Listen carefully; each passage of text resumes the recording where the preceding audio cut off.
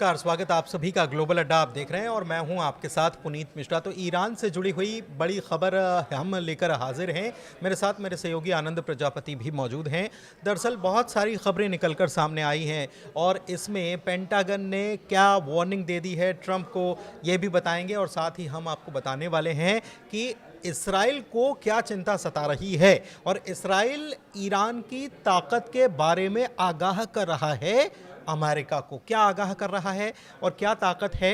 इसके अलावा एक और समझाइश या कह दें कि सीख अमेरिका को दी गई है और कहा गया है कि आप अगर ये मुगालते पाले हुए हैं कि आप ही अविजित हैं, मतलब कि आप हमेशा जीते रहते हैं और आपको कोई हरा नहीं सकता, तो आपको ये भ्रम दूर कर लेना चाहिए। और याद दिला दी गई है अमेरिका की दो हार की, बड़ी हार जो हुई थी उसके बारे में याद दिलाई गई है। तो इसी मुद्दे पर बात करते हैं और इसके साथ ही IRGC की तरफ से क्या ऑपरेशन किया गया और क्या तैयारी की गई, क्या दिखाया गया, अपनी फायर पावर को कैसे दिखाया गया, उसकी भी बात करेंगे। तो चलिए शुरुआत करते हैं। मेरे सहयोगी आनंद मेरे साथ मौजूद हैं। आनंद, सबसे पहले क्या बड़ी खबर आई है? सबसे बड़ी खबर तो पहली बात यही है कि ईरान जो चाहता था धीरे धीरे वो साफ होता नज़र आ रहा है, क्योंकि ईरान ने साफ साफ बोल दिया था कि अगर ईरान पर अटैक होगा तो इसका मुंह तोड़ जवाब दिया जाएगा। हालांकि अटैक से पहले ऐसी ऐसी खबरें आ रही हैं और वो अमेरिका के लिए बहुत चिंता का विषय है, क्योंकि ईरान जो है अपने पर अड़ा हुआ है। ईरान का कहना है हम डील के लिए तैयार हैं, आप बैठक जितना चाहिए उतना बैठक करिए। दूसरी बैठक हो चुकी है, आपको भी पता है, लेकिन दूसरी बैठक के बाद भी कुछ ऐसा क्लियर मामला नहीं हुआ है। लेकिन इस बीच जो दो जहाज जंगी बेड़ा जो निकला हुआ था ईरान के पास पहुंचने के लिए, तो दूसरा वाला जो जहाज जंगी बेड़ा था जेराल्ड फोर्ड, ये जो असल में हुआ क्या है कि इसमें कुछ तकनीकी खराबी आ गई है और इस कारण से ओमान पहुंचने से पहले ही ये जहाज जो है कि बुरी तरीके से फंस चुका है समुद्र में। अब ये समुद्र में फंस चुका है, लेकिन इसके लिए अब जो ठीक करने की, मतलब उस जहाज को ठीक करने के लिए जो संसाधन चाहिए वो अभी उपलब्ध नहीं है समुद्र में। तो इस कारण से जो जंगी जहाज में जो सेना तैनात है, एक तरीके से पूरी सेना उसमें परेशान नज़र आ रही है और यही कारण है कि ईरान जो चाह रहा है वो अब धीरे धीरे साफ निकल रहा है। क्यों?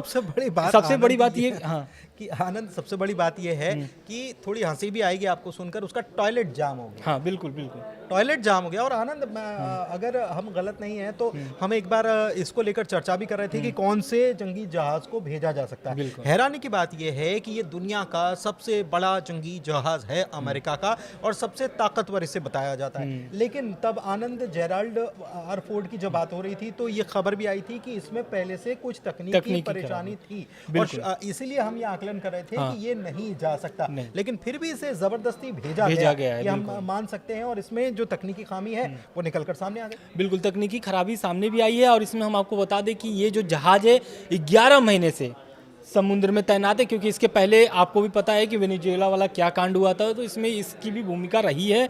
अब जो सामने आ रहा है कि इसमें क्या क्या तकनीकी खराब हो गई है, तो पाइपलाइन जो था टॉयलेट का वो पूरी तरीके से जाम हो चुका है और जाम होने के कारण से, जो कि अब टॉयलेट जाम होने का मतलब आप समझिए कि किस तरीके की परेशानियां लोगों को झेलना पड़ रहा है। पूरा का पूरा अगर देखा जाए तो जंगी बेड़े के ऊपर जितना भी स्टाफ है, बिल्कुल उसके लिए 4600, बिल्कुल 4600 लगभग उस पर स्टाफ बताए जा रहे हैं, ये सोर्सेस के हवाले से आ रहा है।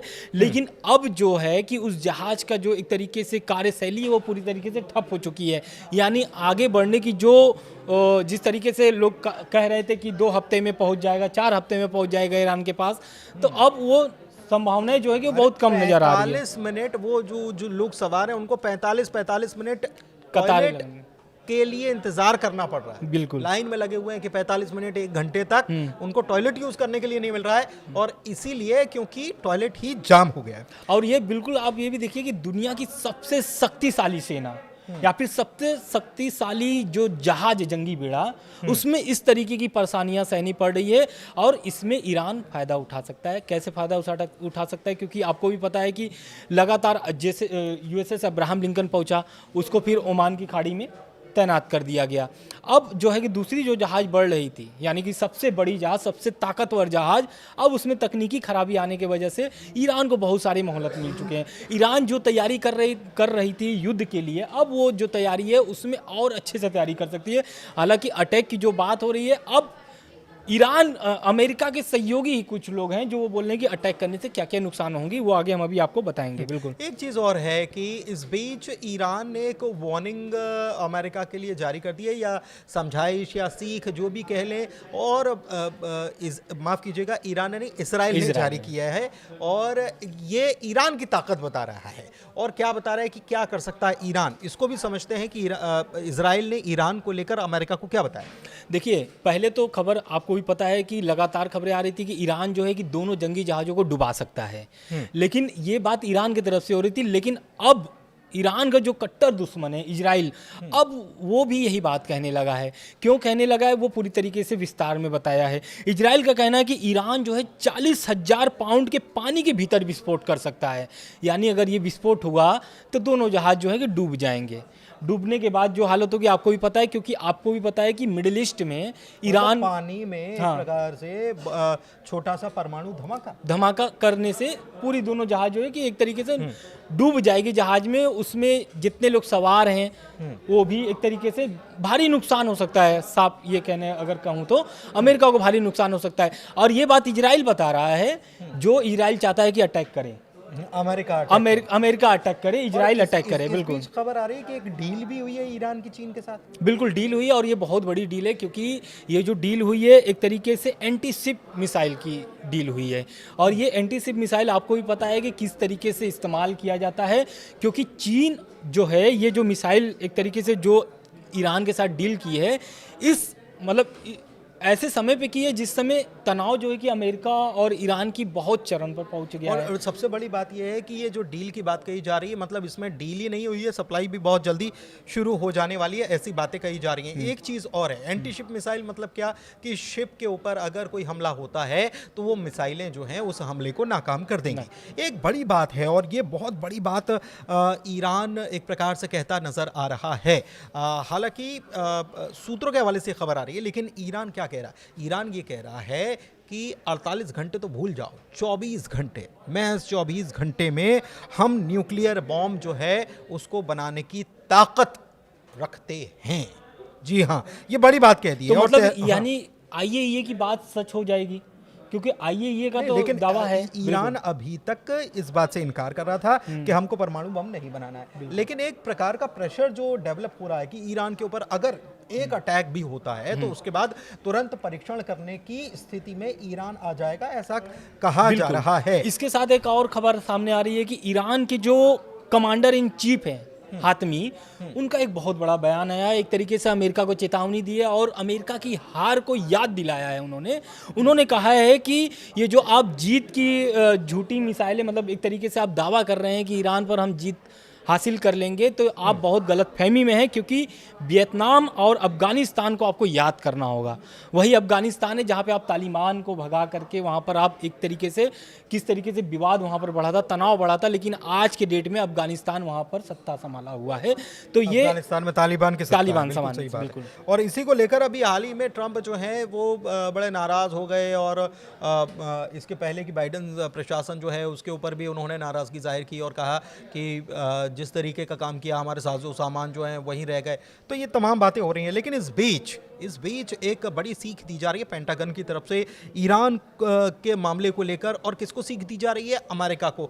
बताया जा रहा है कि कॉन्सिक्वेंसेस क्या हो सकते हैं, मतलब कितनी मुश्किलें खड़ी हो सकती हैं, ये समझाइश दी जा रही। समझते हैं आनंद। बिल्कुल, देखिए, पेंटागन ने साफ तौर से ईरान मतलब ट्रंप से बोल दिया है कि आप ईरान पे जो हमला करेंगे वो हमला आपके लिए भारी नुकसान पहुंचा सकता है, क्योंकि ये हमला अगर मतलब एक तरीके से उसने पेंटागन ने ट्रंप से बोला है कि सीधे कि आप ईरान पे हमला करना भूल जाइए, क्योंकि अगर आप ईरान पे हमला करते हैं तो अमेरिका और उनके सहयोगियों को भारी नुकसान सहना पड़ सकता है।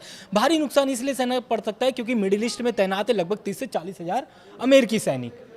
तो आपको भी पता है कि अमेरिका में अगर एक व्यक्ति अमेरिकी कोई भी एक नागरिक मारा जाता है तो अमेरिका किस तरीके से आग बबूला हो जाता है और बदला लेकर के ही मानता है। तो आप समझिए मिडिल ईस्ट में 30 से 40 हज़ार अमेरिकी सैनिक तैनात हैं। तो अगर ये अटैक होता है या फिर हमला होता है, इस बार ईरान नहीं छोड़ेगा, साफ तौर से बोल चुका है। अगर ये हमला होता है अमेरिका की तरफ से या इजराइल की तरफ से शुरुआत की जाती है तो इसका भुगतान अमेरिका को भारी चुकाना पड़ सकता है। और यही बात पेंटागन का कहना है कि जो आप हमले की विचार बना रहे हैं उसको आप भूल जाइए, डील पर बात करिए, बातचीत पर बात करिए और समस्या का समाधान निकालिए। साफ तौर पे उन्होंने ये कहा है। देखिए बेसिकली क्या है कि जो पूर्व अधिकारी हैं उनके मुताबिक ख़ास तौर पर जॉइंट चीफ ऑफ स्टाफ के अध्यक्ष जो हैं जनरल डैन कैन, इनकी तरफ से जो राष्ट्रीय सुरक्षा परिषद की बैठकें हुई हैं उसमें ये चिंता जताई गई है कि मुश्किलें खड़ी हो सकती हैं और अमेरिका को अपने सहयोगियों के साथ भी चीज़ें जो इसके बारे में हमने बताया भी था आपको कि नुकसान क्या हो सकता है, अमेरिका को कैसे नुकसान हो सकता है। और इसके अलावा तेल की कीमतें बढ़ेंगी, डॉलर की कीमत जो है वो घट सकती है, तो बहुत सारे परेशानियां जो हैं खड़ी होंगी। दुनिया के ऊपर प्रेशर बढ़ेगा, दुनिया का प्रेशर अमेरिका के ऊपर पड़ेगा और तमाम सारी चीज़ें। और ख़ास तौर पर अगर अटैक होता है तो ईरान कह चुका है कि रीजनल वॉर में ये तब्दील हो जाएगा। रीजनल वॉर में अगर तब्दील होता है तो रेड सी की बात करें या फिर स्टेट ऑफ होर्मुज की बात करें, वहाँ से व्यापार नहीं हो पाएगा और वहाँ से व्यापार नहीं होने का मतलब आप समझ लीजिए कि दुनिया पर इसका असर पड़ेगा, खास तौर पर तेल सप्लाई को लेकर।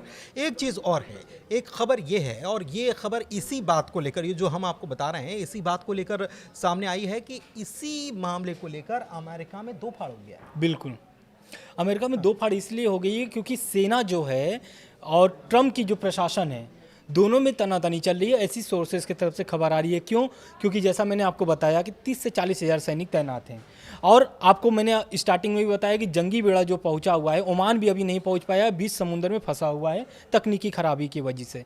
तो जो सैनिक हैं उनके एक तरीके से बुरी तरीके से फंस चुके हैं। क्यों? क्योंकि ट्रम्प के जल्दबाजी में एक तरीके से कह लीजिए, ये मुझे लगता है कि ट्रंप के सामने अधिकारी शायद ये बोल नहीं पा रहे हो, लेकिन एक प्रकार से उनका मैसेज यही है कि आपकी एक जिद जो है हजारों लोगों की जान ले लेगी और इससे अमेरिका को भी खासा नुकसान होगा। इस बीच दो बड़ी और खबरें हैं कि IRGC ग्राउंड फोर्सेस जो हैं उन्होंने दक्षिण ईरान में मॉडर्न वॉरफेयर और फायर पावर को दिखाया है कि उनकी फायर पावर क्या है।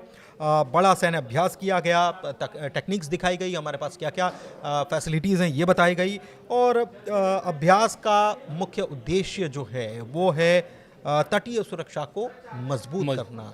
मतलब तट से ही हमला होता है तो उसको कैसे मजबूत किया जा सकता है। और एक चीज़ और है, एक बड़ा अपडेट ये है कि 100 of American personnels are living Beirut as US Iran tension crisis. मतलब कि जैसे जैसे ये तनाव बढ़ता जा रहा है सैकड़ों की तादाद में अमेरिकी जो हैं वो बैरूत को छोड़ रहे हैं। माना यह जा रहा है कि अगर ये हमला होता है या ऐसी परिस्थितियां, क्योंकि पहले तो ये कहा जा रहा था कि सोमवार मंगलवार तक कुछ हो सकता है, लेकिन अगर ये परिस्थितियां बनती हैं तो हिजबुल्लाह एक्टिवेट हो जाएगा और हो सकता है कि वो इसराइल पर हमला करे और अमेरिकी जो बेस हैं सीरिया में वहाँ पर अटैक करे, जॉर्डन में अटैक करे, इराक पर अटैक करे। और दूसरी तरफ अगर सीरिया की बात करें तो वहाँ से भी US पर्सनल्स जो हैं वो निकल रहे हैं और कहाँ पर तैनाती हो रही है उनकी, इराक में तैनाती होती नज़र आ रही है कि उनको इराक में तैनात किया जा सकता है, क्योंकि इराक के मिलिशिया जो हैं उनको भी कहीं ना कहीं समर्थन ईरान का है और वो भी ईरान को सपोर्ट करते हैं। यमन में बैठे हूती जो हैं वो भी ईरान को सपोर्ट करते हैं और ऐसे में बड़ी टेंशन जो है इस वक्त मिडिल ईस्ट में बनी हुई है। लेकिन ईरान की पावर को देखकर ये लग रहा है कि हाल फिलहाल बातचीत की ही कोशिश की जाएगी बजाय किसी युद्ध या किसी हमले के, क्योंकि स्थितियां यही नज़र आ रही है। हालांकि अपडेट्स जो हैं वहां से लगातार आ रहे हैं और बार बार बदल भी रहे हैं, हम आप तक पहुंचा रहे हैं। फिलहाल ग्लोबल अड्डा में इतना ही, चर्चा को यहीं समाप्त करते हैं। बहुत शुक्रिया।